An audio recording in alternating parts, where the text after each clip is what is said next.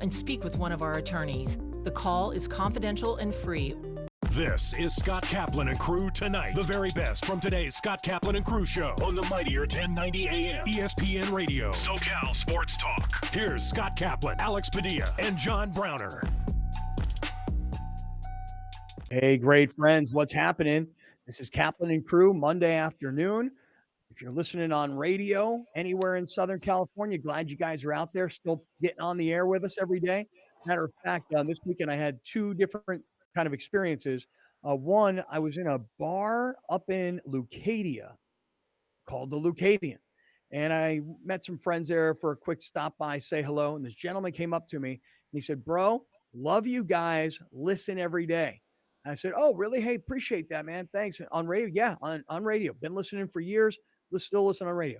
Then I was walking at the Encinitas Street Fair on Sunday, and I ran into a guy. I couldn't tell you his name. I have no idea. Who I think at one time worked at the old 1090. He said hello, put his hand out. He goes, "Hey, you ever get back on radio?" I go, "Yeah, back on 1090. This guy worked at 1090. Had no idea we were on 1090. Hilarious. So radio listeners, TV viewers, YouTubers, podcasters, the whole mishbucha, man. It's Monday afternoon. Mm-hmm. So, okay. Browner, I know I was a lot more into basketball this weekend, although I got plenty of Padres in Mexico City. What about you, man? Padres or NBA playoffs? Where were you? I was able to soak in a little bit of the Padres on the second game. I didn't catch any of the first game. And then I was also able to watch every playoff game. So the playoffs were fantastic this weekend. Totally what you love to see. Let's see if they continue. Getting the Lakers and the Warriors, outside of your personal interest in it, is probably like they're crying tears of joy in the NBA league office. Mm-hmm. And not to mention the Knicks and the Heat are in the second round. There's a ton of history there. Yep. So those numbers are going to be high. So it's just that, and then it's Boston and Philadelphia. Those numbers are going to be high. It's Kevin Durant against the Denver Nuggets. So those numbers are going to be But out of the four series, you got exactly what you wanted, all with the exception of one. So tears of joy in the league office. I'll tell you, man, you guys always tease me about not being an NBA fan while you guys were hardcore. The whole Knicks Heat series brings me back to when I really was deeply watching the NBA because I was in Miami, and Alonzo Mourning was my favorite player, and the Heat back then were my team, and Pat Riley was the coach, and that was a really good team, and the Knicks were good also, and Michael Jordan and the Bulls were killing everybody, and so the Heat and the Knicks were kind of always playing for second place behind Jordan and the Bulls. It's been that long, but these playoffs and the storylines, amazing. I mean, Steph Curry yesterday putting in 50, but I'm sure you guys saw the story about how Curry gives this like emotional speech to his team and pretty much tells everybody, look, everybody check your ego. If you get on the bus, you're part of us. If you're not part of us and you got a problem, don't freaking come, but we'll win this game. I thought that was kind of cool. That is legendary stuff. Now, obviously, we wouldn't know if somebody on the bus wouldn't have told the story, but those are the things that Michael Jordan once said when the Bulls were going back to Phoenix. If you don't plan on winning, don't get on this MFing plane. Mm-hmm. Like there are times in sports history where you hear these stories about guys before they even leave for the trip, telling guys, if you ain't bringing it, don't come. So I thought that Klay Thompson clearly didn't get the message in the first half, but outside of that, man, I thought the Warriors that was a vintage, like greatest game 7 I've ever seen performance by an individual player, hands down. Yeah. Alex, you watching this yesterday or are you only watching Lakers? I didn't watch much of the Warriors Kings. I was all in on Padres this weekend, to be honest with you. Yeah. And then as far as the Lakers go, I caught the second half and they were pretty much they put that game away. Yeah. So really my whole weekend was just Padres, to be honest with you. Are you on studio mic or are you on computer mic? What do you say, Browner? Which mic's he on? He's definitely on computer mic. All right, let's see. Alex? Well, did it change from the first segment? Yeah. Because if you guys didn't tell me the whole first segment. And now it's back. No, now it's back. No, now you're back. It was fixed the first time. Yeah, now you're back. Now you sound great again. Good to hear. Yeah. Yeah. That's a trained ear right there for you, pal. Thanks for letting me know. You got it. Right on. Hey, so you say you were all in on the Padres. So let's go over there. Let's talk about what happened. First of all, I'm going to say this right now. I'm so jealous of all the Padre fans that went to Mexico City this past weekend. They had it lit down there. What? And I love seeing some of your tweets earlier this morning, which was, why didn't I take the day off on Monday? Like, why did I get done with the game on Sunday, fly home as fast as possible just to get back to work on Monday? Yeah, I'm the same way you guys are. Like, I'm a procrastinator and I'm a bad planner. If you were smart, which I wasn't, some of you were and some of you weren't, but if you were smart, you'd have taken Monday off, or maybe even Monday and Tuesday, and you'd have stayed in Mexico City for another day or so, and you'd have gone exploring and doing stuff, not just go down there for a couple of baseball games. But I'll tell you right now, Padres fans, whoa, I was like pleasantly shocked to see the number of people rocking Padre gear that were willing to get on a plane from San Diego to go to Mexico City. Like, I get the whole idea of it's a cool thing to be a part of, but that's real motivation. That's real money. And I don't ever remember a time in the last 20 plus years that the Padres have ever had anywhere near this sort of passion to see a team travel. Buzz, baby. They got buzz. They do. They do have buzz. You're right.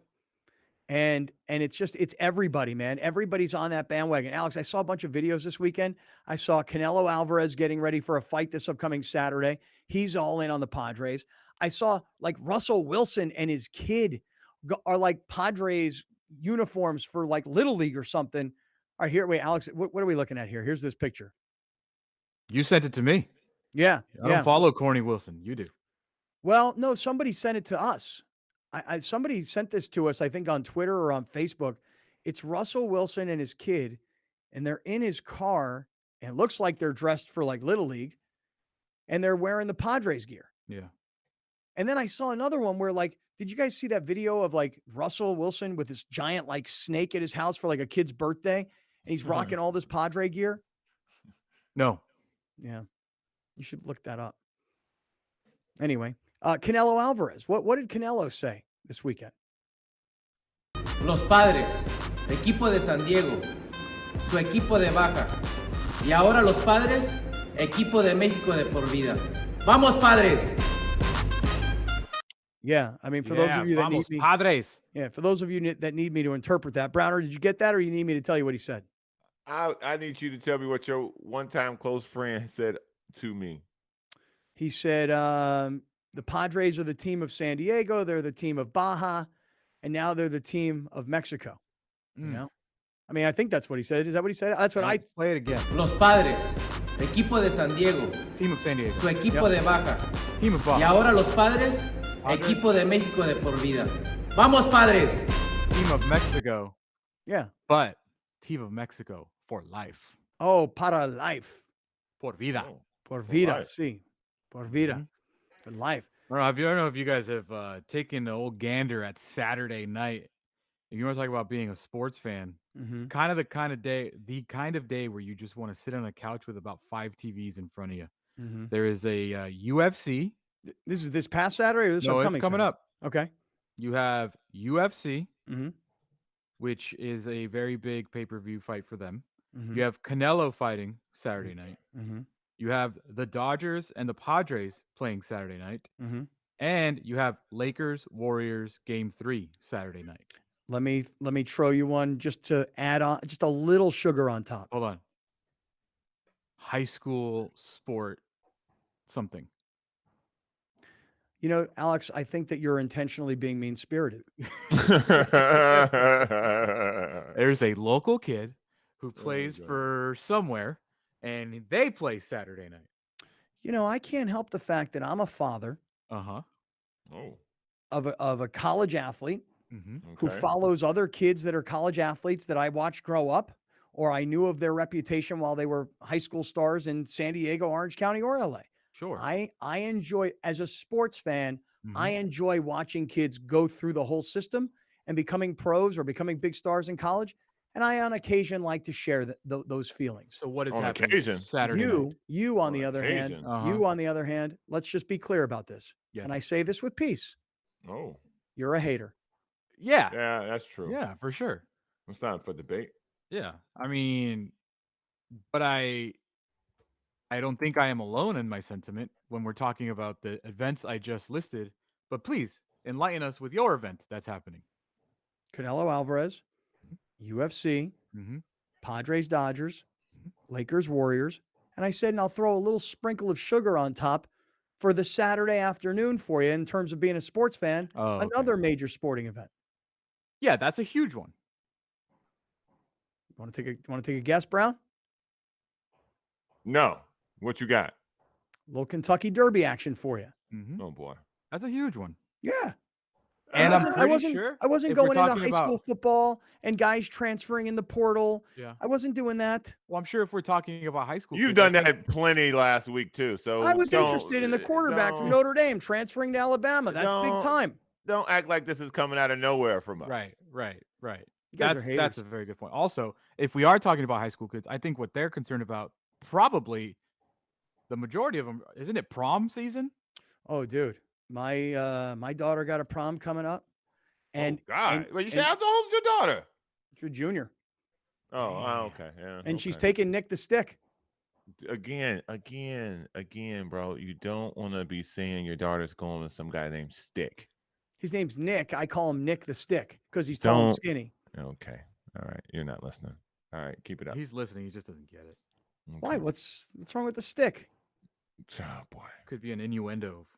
Yeah. What? That he's a lacrosse player. This guy. Okay. Nick the Stick is not a legitimate nickname for a tall, skinny lacrosse playing guy named Nick. Yes, it is. Keep going. Next topic. All right, here's the next topic. Enjoy prom. Here's the next topic. Look, Alex, you've made a good point. This is going to be a great upcoming weekend. Coming off what was an already incredible weekend. Great weekend. You know, you said that you were more focused on the Padres. How about the number of home runs that were hit on Saturday? 11. And I really felt like that's what we all were waiting for the Padres to look like. And I got it. Okay. 7,000 feet above sea level, higher altitude than Denver. I get it. I get it.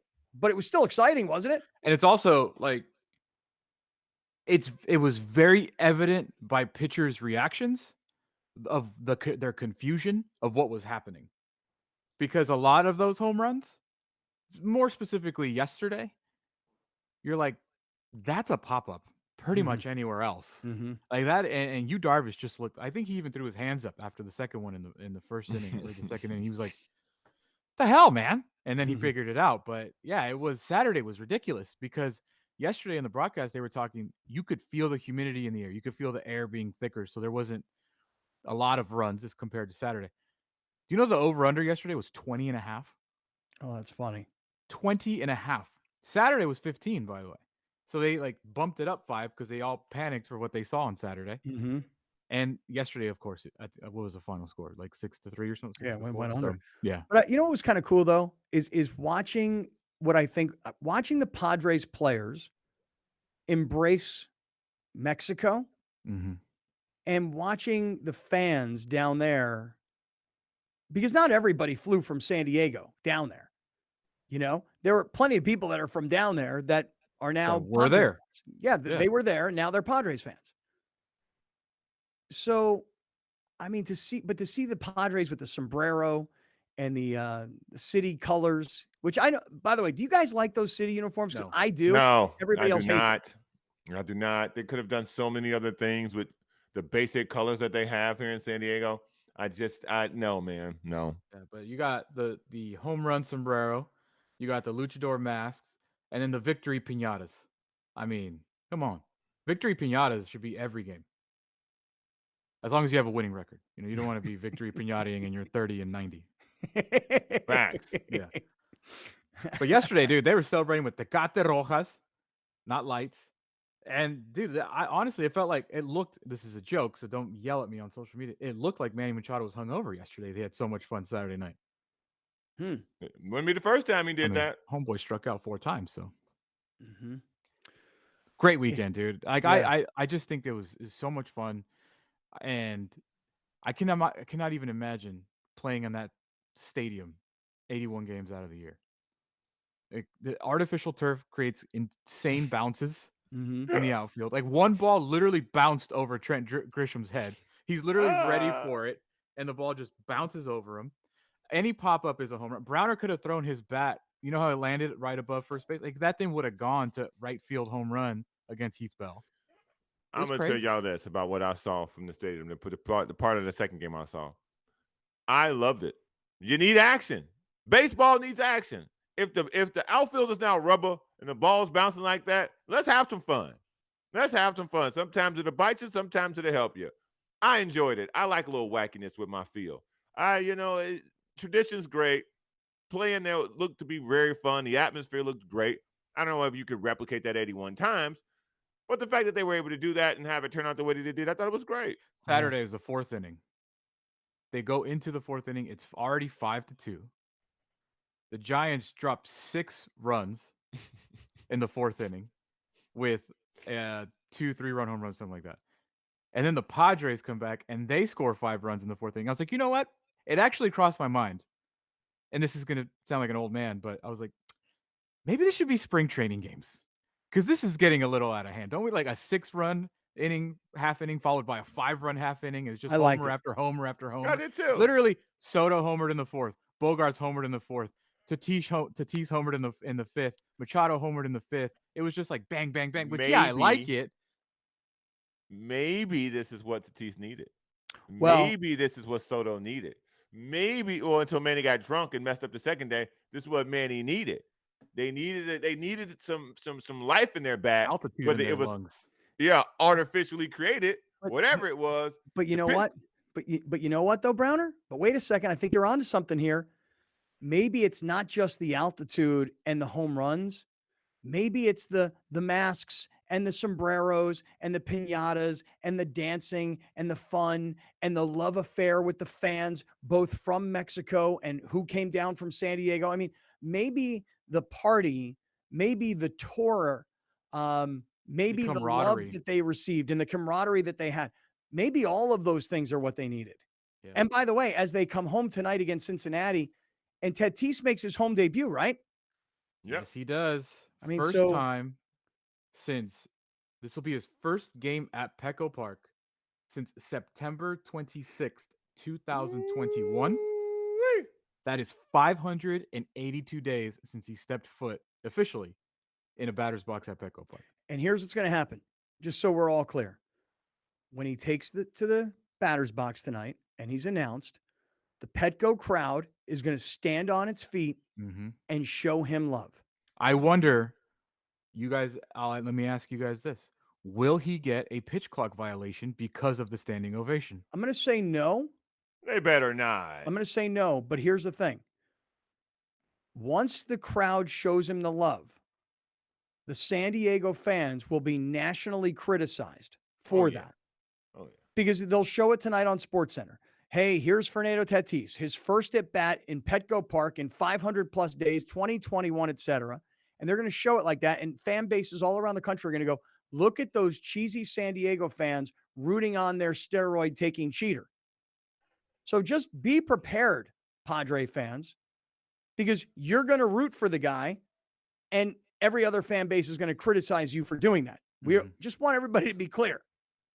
Because I'm already taking the heat on social media from other fan bases. Like, look at Kaplan standing up for his guy. I'm like, not really. I'm rooting for him to prove people wrong. I'm rooting for him to grow up. I'm rooting for him to become a professional. I'm rooting for him to help this team win. So I'm rooting for a comeback story. And it looks like he's already doing all of that. It looks like his defense is superb. He threw a guy out at third base this weekend. He's covering so much ground in right field. He's hitting, since take away the first game of his comeback, in the last 8 games, he's hitting above 300, 2 home runs, 6 RBIs. And if you look at the way he is reacting in the clubhouse after games, jumping out in front of the dugout when somebody else does something big, he seems to be someone that everybody's rallying around. And his love and passion of the game is oozing out of him. So everything that you're hoping for in the last 8 games, he's been doing that. Well, I wanted him to quit being a little baby, quit being a little prima donna, quit thinking that he's above everybody else and be a team guy and all those things, I'm seeing a kid grow up, I think, at least through a few games. Yeah. So, Yeah, it's a long season. We talk about ups and downs, but Tatis is having, the beginning of the season, he's not lighting the world on fire like he was in El Paso, but he's having a very good start to his comeback. yeah, be ready, everybody. I mean, because that's what's Yeah. going to happen. You're going to root for the guy, and then you're going to get criticized nationally for it. So, By the way, just be MLB has prepared. implemented a rule. If you are anticipating some sort of curtain call of sort before a batter comes in, you must file a appeal with the MLB baseball 24 hours in advance to not get a pitch clock violation on you. Gotcha. Hey, hold that thought for a second here. Hey, just want to make everybody aware. One more quick reminder. Go to our website, kaplanandcrew.com. Tickets for the Browner Lawhead Comedy Show, dinner at Sammy's Restaurant and Bar, all at 7 Mile Casino, plus the $25 in match play that they're giving us. Those tickets are available. There's only a few left. They're going to sell out, and we're all going to hang out and party together on Thursday night. But with the few remaining, anybody who's a procrastinator like me, you better hurry up. All right, stick around. Going to go from some Padres into some NBA playoffs. This is Kaplan and Crew with Grande and the Brown Man. Hi, welcome to OG's.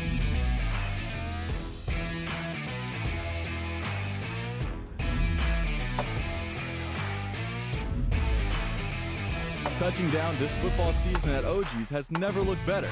You can now eat pizza, drink beer, and earn rewards at select OG's locations. You won't miss a live game when you're watching at OG's. We're going all out, all game, all season long.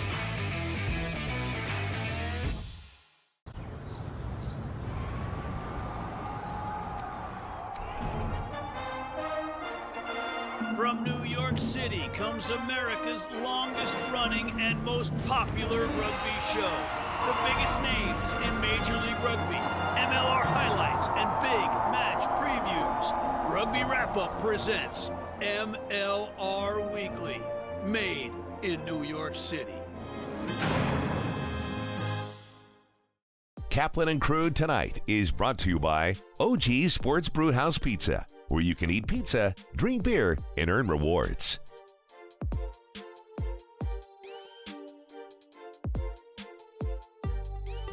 All right, great friends. Hey, we welcome you back inside the 7 Mile Casino Studios, 7milecasino.com. As promised, the head coach of the San Diego State basketball team, I'm wasting no time at all. Coach Brian Dutcher returns to Kaplan and Crew. Coach, how are you today? Top of the world. I'm throwing out the first pitch tonight, so I'm good. That is so cool. Have you ever thrown out a first pitch? No, no, I haven't. I haven't won enough to throw out a first pitch. I guess I finally won enough to get a throw out one. And have you? You better get that arm ready there. Yeah. Have you practiced at all, Coach? No, I remember when Matt Story used to take Coach Fisher out and they throw some warm-ups, but I'm just going to lob it up there. I'm not trying to throw heat or anything. You do know, though, that everybody's watching. Like, if it's a good one, we're all going to go, wow, great job, Coach. But if it's really bad, I mean, everybody's going to have this video. I mean, no pressure. No, I saw Pete Kelsey bounce one in this week, so I already know what it is. Oh, yeah. And you should have seen Browner here down at the Chula Vista Little League this past Saturday. Also couldn't get to the plate. Maybe I'll just set one on like T-ball. I'll set one on a tee.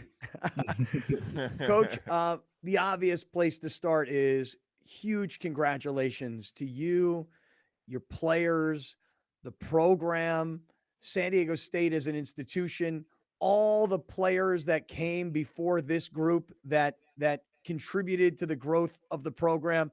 Huge congratulations. How different is your life 10 days after the Final Four in the national championship game? You know, Scott, I'm so used to working that we got back on Tuesday. I was in the office Wednesday morning, and we're recruiting. We're trying to build next year's team. So as much as I enjoyed it, I'm not a guy that ever over celebrates anything, even though it's something to be celebrated. I've got my eyes on next year and trying to put a team together that can be really good again. Have you had a chance to think at all about, like, standing there on the floor inside a giant football stadium, knowing that you were on the biggest stage in college basketball? And as an assistant, you may have been there before a long time ago, but have you had any chance to just sort of think about what happened in those couple of days in Houston? I always say, like, I'm a guy that likes to almost sit back and watch everybody enjoy the experience, but I enjoyed it myself too. You know, I told my assistant coaches on that elevated floor, I said, I'll see you guys at halftime. Make some notes. So it's a different experience to be up there and coaching on that stage on the biggest platform, and truly a platform, and just watching, taking the time to look out into the crowd and seeing all the great Aztec fan base there to enjoy it. First time experience for all of us, me as a head coach, San Diego State as a participant in the city of San Diego, and just watch everybody kind of celebrate that moment, but at the same time, trying to figure out how to win games. Yeah, it was an amazing run. It really was.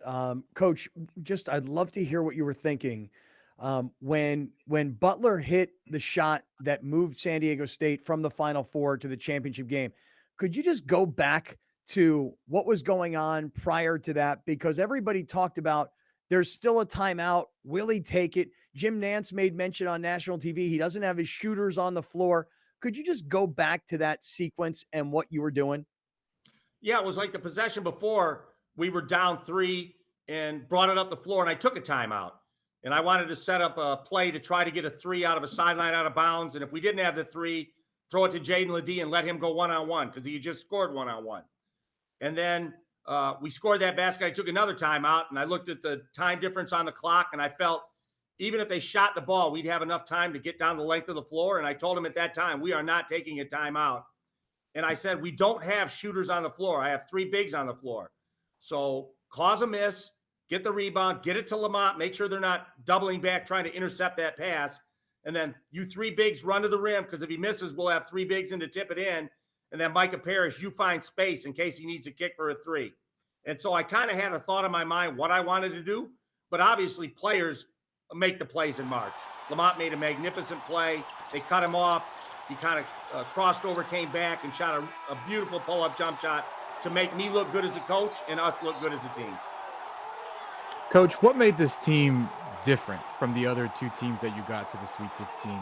Obviously, you played UConn, you played big teams in those tournaments as well. But what separated this team from advancing? Like when you beat Alabama, and I think a lot of people thought you could beat Alabama, but when you did it, and then you had this crazy game against FAU, what made this team different as opposed to the other ones you've had in the past?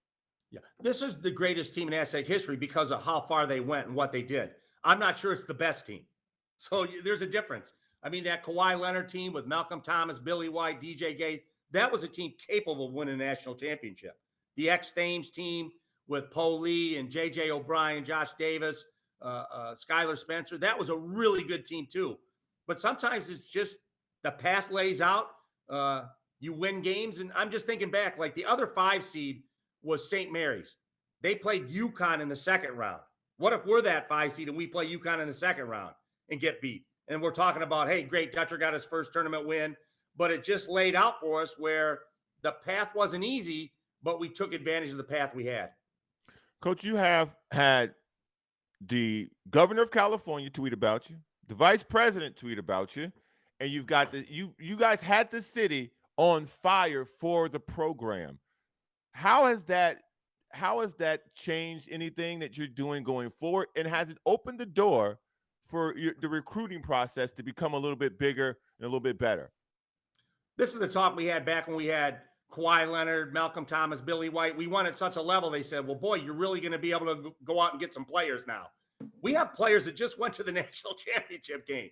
So we'll continue to recruit how we do. Recruit guys with chips on their shoulders that have a lot of potential, that are about the right things. And I like the way we've recruited over the years.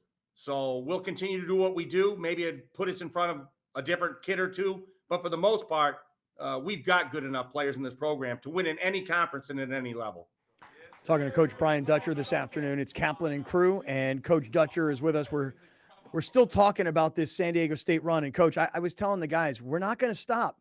You know, I want to keep talking to these kids. I want them to be known commodities in this town. We know their names, want to know their stories, want to know more about these guys. Because like you said, by virtue of what they accomplish, it's the greatest San Diego State basketball team ever. It doesn't necessarily mean it was the most talented or the best, but I want to keep going with these guys because they really did something special. And I just got to say that this Final Four run it really entranced the whole city was into it.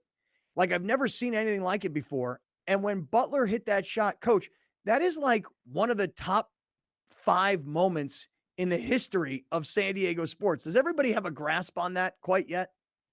No, and they asked me at the time how big Butler's shot was. I said, if we win the whole thing, they'll remember it nationally forever, but it'll never be forgotten in San Diego. So that shot will live in San Diego for as long as San Diego State is playing basketball and the city embraces college basketball. So it was an incredible moment. Nationally, it'll be remembered, but not like it would have if we won the whole thing. Yeah, that's true. One of the best things is there's a picture of Lamont Butler and he's letting go of the ball. And for us, just being a little selfish, our man Alex here is standing in the background with his arms raised before the ball has even gone through the net. It was awesome. I knew it was going in, coach. Never had a doubt in my mind. I don't know about you, but I was confident from the stands. Well, I'm thinking, is there time left on the clock? What do I have to do? I mean, I put both arms up, but then it's like, what if they put 0.2 of a second on the clock? So I'm still in coach mode. And the same thing can happen against UConn. To go to the Final Four, we really didn't get to celebrate. It's like they're going to put time on the clock. I'm convinced of it. So we have no timeouts. If it's their ball, here's what we're going to do to keep Kalkbrenner from throwing to the rim and getting a lob to tip in to beat us. If it's our ball, we want to throw deep. So all we have to do is touch it. And then the refs come over and say, no more time. So it's like a anticlimactic celebration to go to the Final Four. Mm-hmm. And same thing with Florida Atlantic. It's like, I'm convinced they're going to put time on the clock. They always do. And so when that moment happened, Dusty May was trying to shake my hand before the refs ruled it good. I said, Dusty, I'm not that guy. I want to make sure they count it before, we shake hands and we start celebrating. Coach, I thought the most impactful thing throughout the tournament was I saw your team's true identity come to the surface. The amount of defense, the 40 minutes of defense from end to end that your team was able to play throughout each game, you could see it was frustrating these other teams you guys were playing because they were used to guys playing like that maybe a couple minutes a game, maybe a half. But when you guys were pressuring guys like that and defending like that the entire time, I think you guys wore a lot of people down. Were you able to get the guys to see that through film study? And did they pick up on it? Or was this just something that all year you guys were doing? It's just our culture. Like when we do a shooting drill early in the year, like we want to make 120 in 2 minutes or whatever that is. And if we don't make it, a lot of coaches say, okay, on the line, down and back. And I'll say, okay, on the line, we're going to do some defensive slides. We're going to do shuffles. We're going to do this and that.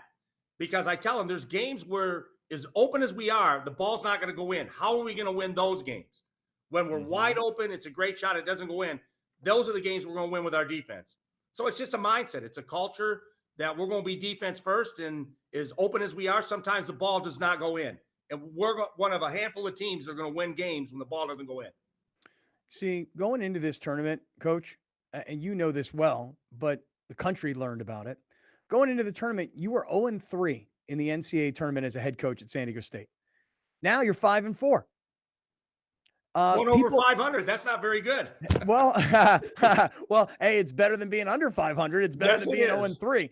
That all happened in one tournament. And what I thought was really interesting is how we have gotten the chance to see the development of the program. For a lot of America, people are like, wow, San Diego State. And then what they start to do is they say this, Brian Dutcher, one of the top college basketball coaches in the country. Like they start to talk about you differently. Are you a much better coach at 5-4 in the NCAA tournament than you were when you were an 0-3 record? Well, hopefully I'll get paid like a better coach. But Coach, I've always been.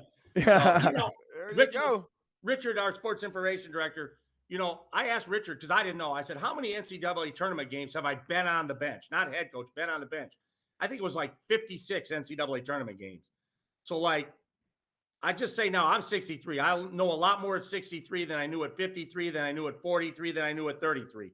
Even though at that time I thought I knew everything. Mm-hmm. So if you can survive in this business, those experiences pay off. And so I chose my path wisely. I knew I wanted to retire as a coach. Sometimes you think you're going to be the coach that takes a lesser school and resurrects it. And in 3 years, you're out of work and you can't find a job. So I thank Coach Fisher for keeping me along for that ride for so long. And, I was patient until I got the job I wanted, which was this one. Yeah.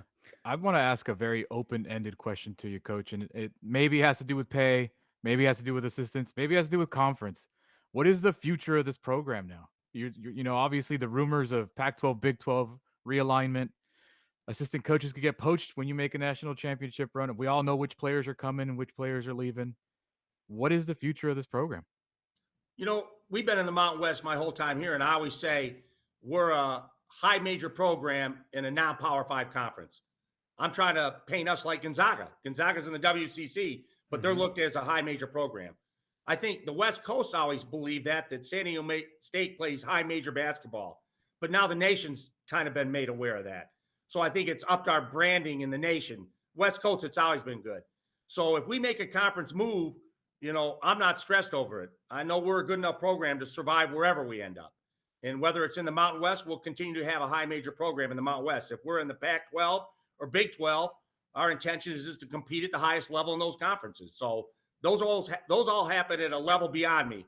Whatever decisions are made by John David Wicker and President De La Torre, I'm in support of, and wherever we end up, whether it's staying here or moving on, we'll be ready for that challenge. Coach, you guys have you spoke about this actually when the interview first began about getting back to the business of coaching. You were already recruiting again. With the transfer portal being such a vital process to San Diego State, before it became a national thing, before guys started talking about all this stuff about transfer portal, you guys were already locked in and recruiting that way, using transfers to build the program. Now that everybody is such a focal point of the transfer portal, has it changed the way that you guys operate within it? It's all NIL. NIL is everything in the portal right now. And, some of these players are being offered $260,000. If you're a big center, you might get $1 million, like a Dickinson or a kid at Kentucky. And so there's a lot of money being thrown around in the portal. And so we have to navigate that. We're not throwing that money away. We're not paying like that. Yeah. Hey, Coach Dutcher, congratulations to you, to your family, to the program, to the players, et cetera. Really amazing job. We really appreciate you always. And thanks for doing this with us today. And by the way, good luck with your first pitch tonight at the Padres game. Well, the only way you'll see it is if I throw it in the dirt. Kind of rooting for that, just like a little bit. I know. I knew if anybody would be, it'd be you.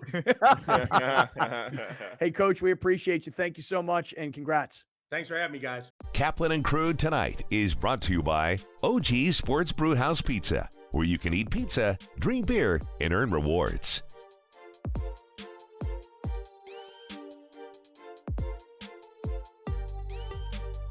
Dominating the SoCal radio airwaves for over 20 years. Join Scott Kaplan, Alex Padilla, and John Browner for Kaplan and Crew every Monday through Friday, 3 to 6 p.m. Only on the Mightier 1090 ESPN Radio, SoCal Sports Talk, and the Mightier1090.com. Hi, welcome to OG's.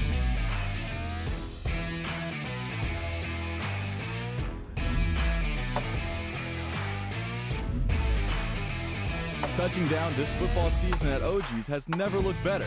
You can now eat pizza, drink beer, and earn rewards at select OG's locations. You won't miss a live game when you're watching at OG's. We're going all out, all game, all season long. Murray Lampert now brings architectural and interior design to a whole new level for your remodel, ADU, or whole house build. We're truly a team at Murray Lampert Design, Build, Remodel, and we don't take that lightly. Visit murraylampert.com. Hey, great friends, what's happening?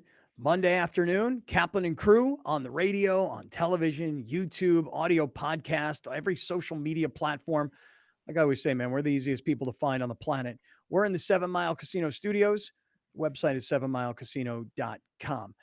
Hey, guys, before we move on, I want to start off by saying that we were talking a bunch of Padres in Mexico City this past weekend. Padres come home tonight against Cincinnati. Tatis makes his debut in Petco Park. It's been over 500 days since September of 21 since he's played there. Alex, can you set the table for this evening, if you don't mind?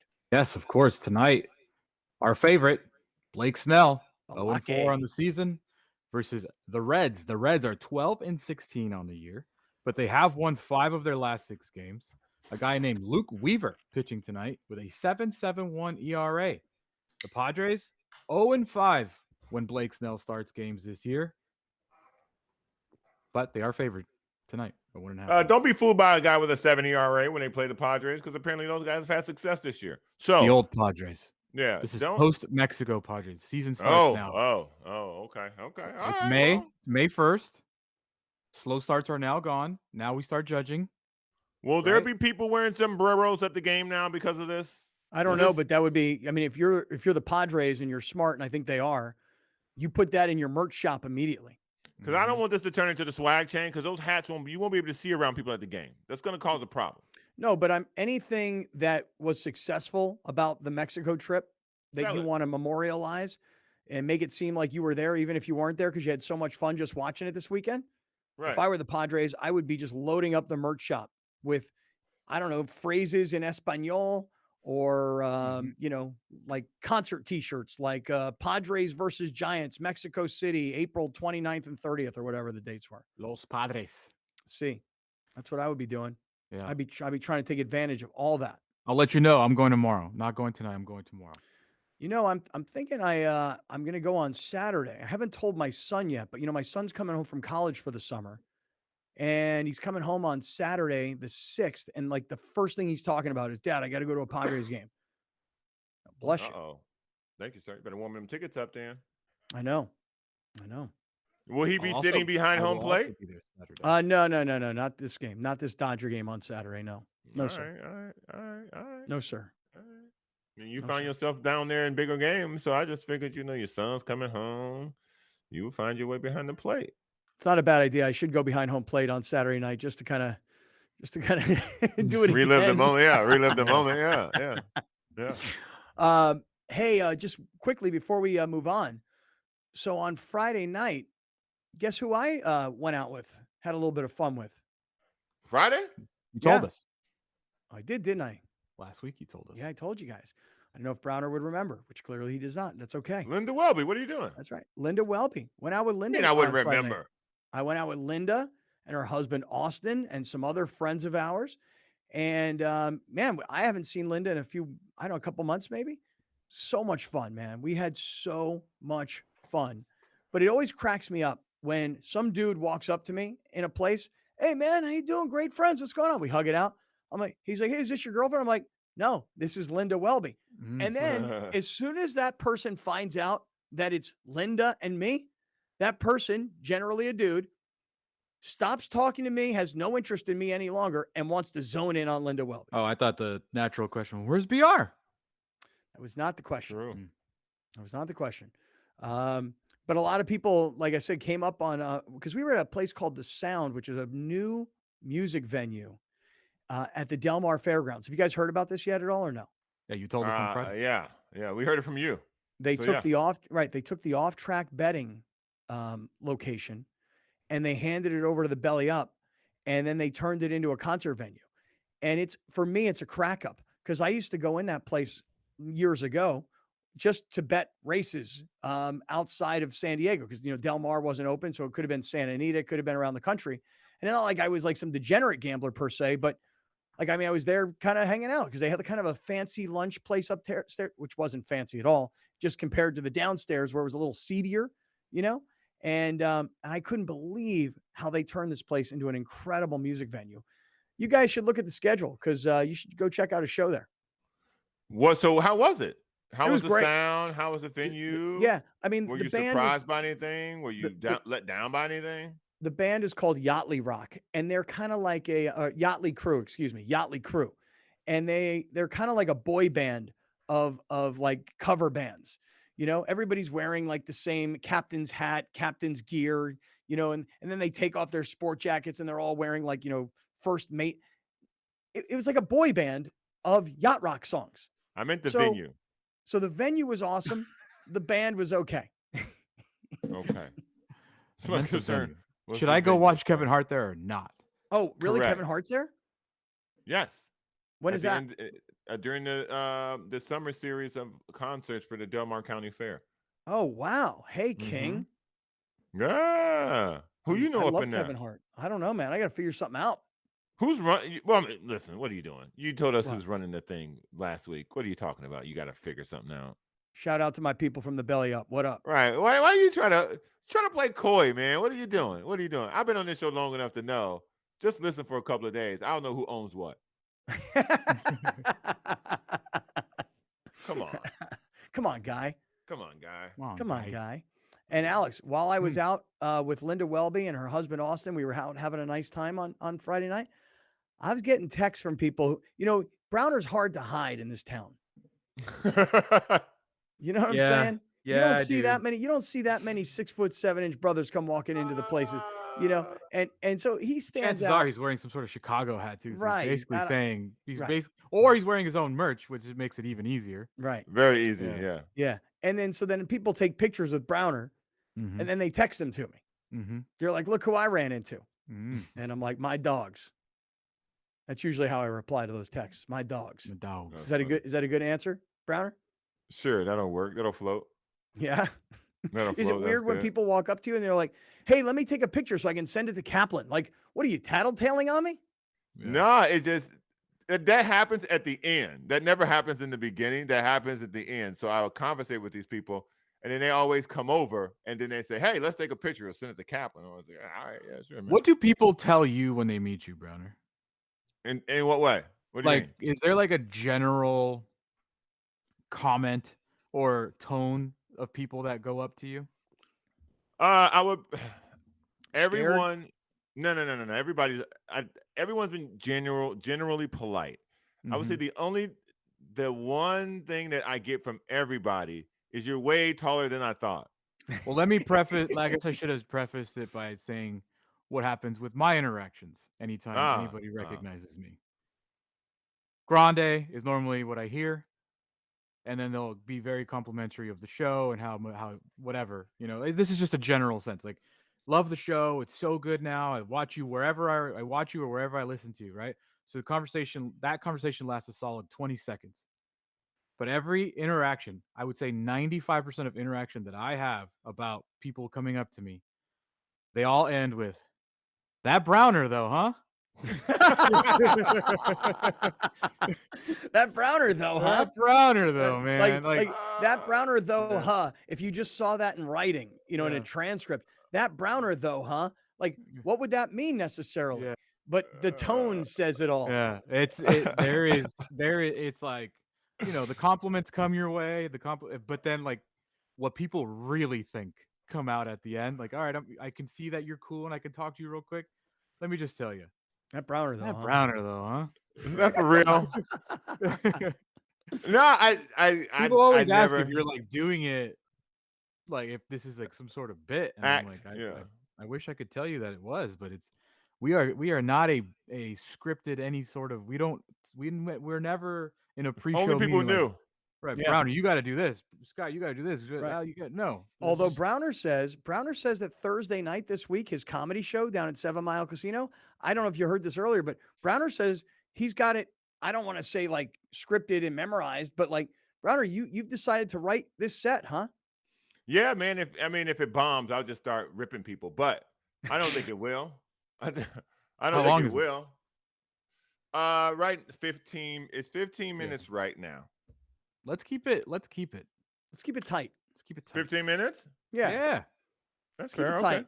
Well, let's get to Lawhead. And Lawhead will keep it 30. Good tight. luck. I know. I think Lawhead's got to go for 30, 45, Good luck, man. You good luck.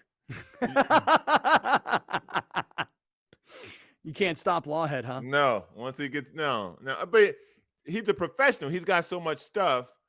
I think for him, the license of not having anyone after him, and he goes until he feels like you're satisfied, and he's not gonna cut it short. So, the pizza will be cold by the time he's done. I'll put it like that. Well, I think we're grubbing first, right? Yeah, And then once everyone's done eating, then we start doing this thing. Well, dude, so look, here's the deal. If you haven't bought your tickets yet to Thursday night, martinis. Yeah, absolutely. We're definitely doing some espresso martinis. Right. So it's dinner, it's salads, pizzas, soft drinks, tax tip, comedy, and $25 of match play. The whole package is $75. There are a very, very limited number of tickets remaining for the show on Thursday night. So get onto our website, kaplanandcrew.com. If for some reason you can't use Venmo because there's a QR code there, if you can't use Venmo, email us show@kaplanandcrew.com. Right, Alex? show@kaplanandcrew.com. Email us and we'll reserve seats for you. We've already had one guy reserve 2 seats via email. Everybody else has just gone to Venmo. But if you have a Venmo issue, just let us know. All right, let me jump right back in here, guys. So we're talking about the Padres.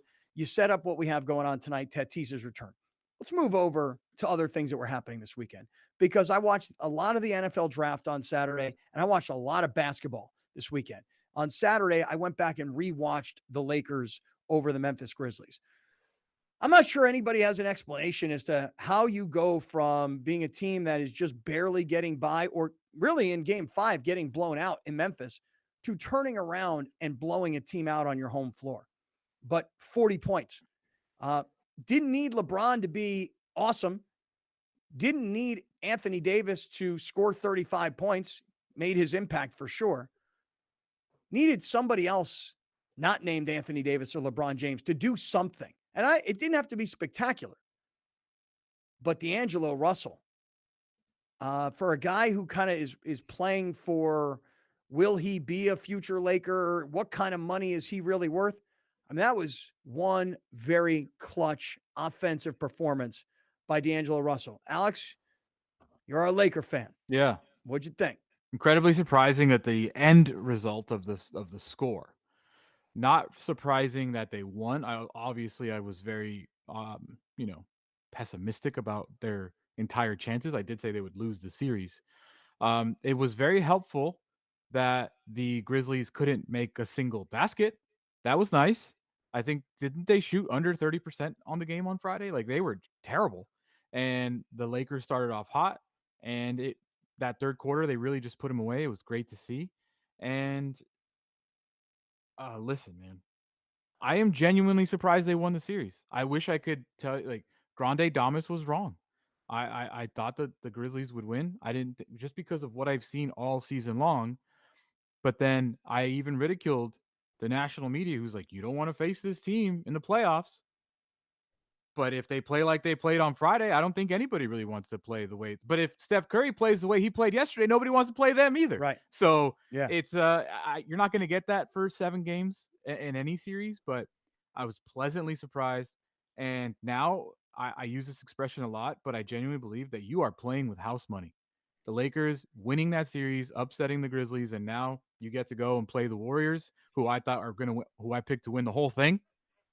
I think whatever happens, happens. Well, I think whatever happens. Hold on. Hey, Brown, real quick. Whatever happens, happens. Just think about this, because Browner, you said earlier, Lakers, Warriors, Denver, Phoenix. If Denver wins, you're playing the 1 seed and the 2-time reigning MVP. If Phoenix wins, you get Kevin Durant in the Western Conference Finals, and he's either going to be facing his former team, the Warriors, or he's going to be facing LeBron James. I mean, what I'm getting at is this: it's all house money. It's house money for the Lakers that they're here, but for the NBA, this whole thing for the NBA worked out perfect and will continue. They'll send Scott Foster to Denver to make sure the Nuggets don't advance, because either way, as long as you get Suns and the KD against either his old team, the Warriors, or against LeBron, that's a win-win. And now that Milwaukee's out of there, you're going to get like a Boston versus Miami. Like, this is all run, or Boston, New York. This is working out perfectly for the NBA. I think Embiid's too hurt. Yeah, it's going to be hard with Embiid. I will tell you this. The Nuggets might have 10 players foul out tonight if that's what it takes. Like, if that's what it takes for the Suns to win, the Nuggets might have 10 guys foul out. Because Game 1, the Nuggets look like, hey, I don't know where y'all found these bums, but they ain't gonna be able to keep up. So I need to see some changes from Phoenix in Game 2. But as far as the Lakers go, you can credit the Lakers for winning, and you should, because they won the game. Memphis choked this thing away. They end the series. Memphis embarrassed themselves. If you want to, if Wet the Bed had a picture, it'd be the Memphis Grizzlies. It really would, because I've never seen a team come into the series with their chest out so far and leave the series with their tail tucked so far between their legs. Like, what an utter embarrassment. What are we looking at here, Alex? This is Dylan Brooks' walk of shame. I don't know what the Grizzlies were doing by not. Where is this, by the way? This is literally outside of Staples Center walking back to the team hotel. I don't know what Memphis did. How you don't get a team bus to take you back? How everybody had to walk back to their This hotel? is what they no. They deserve this. They utterly deserve it. If any team had to do the walk of shame from the stadium to the hotel, it's these damn bums. The fact that they were cheering, nah, nah, nah, nah, hey, goodbye to John Morant, and this clown started cheering it too. Like, I don't know what to do. I don't know what's all going on with that team. They're probably going to fire that coach, dude, who's a good young head coach. Browner, they're a bunch of fake tough punks. guys. They're We've been punks. talking about how John Morant is this fake kid. He is the equivalent of the Scott. You love this reference. 8 Mile, Final Battle. Like, that is John Morant. He's a middle class kid. He's Papa not a tough- Doc. Yeah, He's Papa Doc. Dude. Oh, he's Papa Doc. He's Papa Doc. Oh, man. he went to Cranbrook. Yeah, that's a private school. Hell yeah. His real name's Demetrius. It's not Ja. You know what I'm saying? Like, there's a bunch of fake tough guys on Memphis. This guy's an MC. I know everything he's about to say against me. Yeah. I am white. I do live with my mom. I do have a friend named Cheddar Bob who shoot himself in his leg with his own gun. I did get jumped by all 6 of these punks or something like that. Browner, how's my Eminem? Browner? I thought you were just reading the lines off the page, but okay. No, that's off memory, bro. Oh, well, that's solid then. That was good. That was good, man. That was good.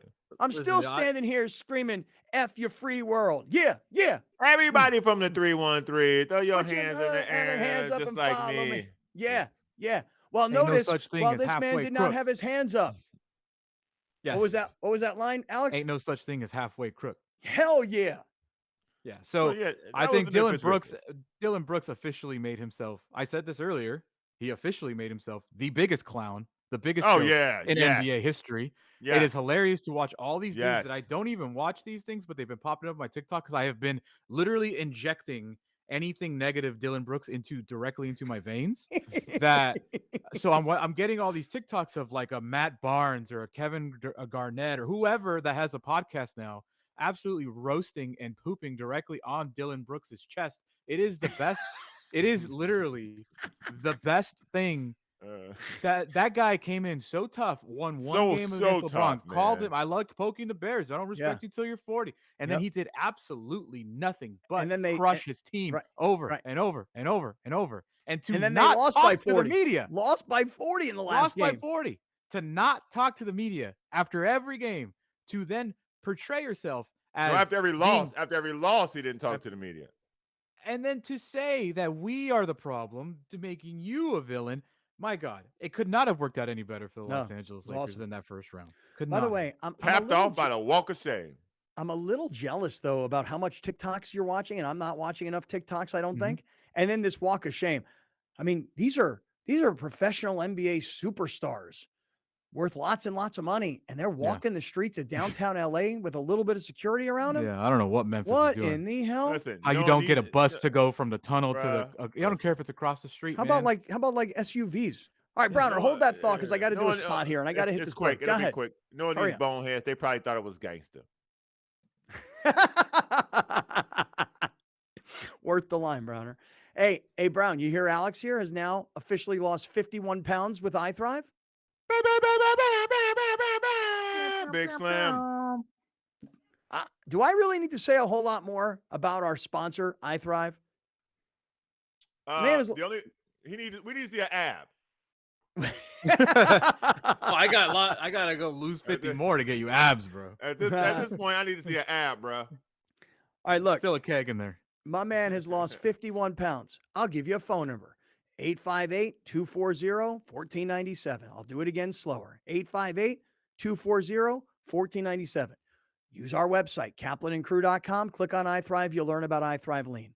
FDA approved, doctor prescribed, guaranteed to help you lose weight. Alex has lost 51. You're probably asking since when? Since October. It's been a progression. 51 pounds. I'm not saying another word about it. Stick around. We got a lot more to get to. I haven't talked about the NFL draft yet. I'd like to get into a little NFL draft. This is Kaplan and Crew from the 7 Mile Casino Studios. Thank you for joining us. Catch Scott Kaplan and Crew tonight from 7 to 8 p.m. Pacific every Monday through Friday. The very best from today's Scott Kaplan and Crew show on the mightier 1090 AM ESPN Radio, SoCal Sports Talk. So I told him I'm in the mood for tacos, and he says, I know a great place. Come on, let's go. We get here, and she says, vegan tacos? Are you kidding me? And I said, you're not even gonna know they're vegan. We're at Tacos Veganos. Today on Su Vida.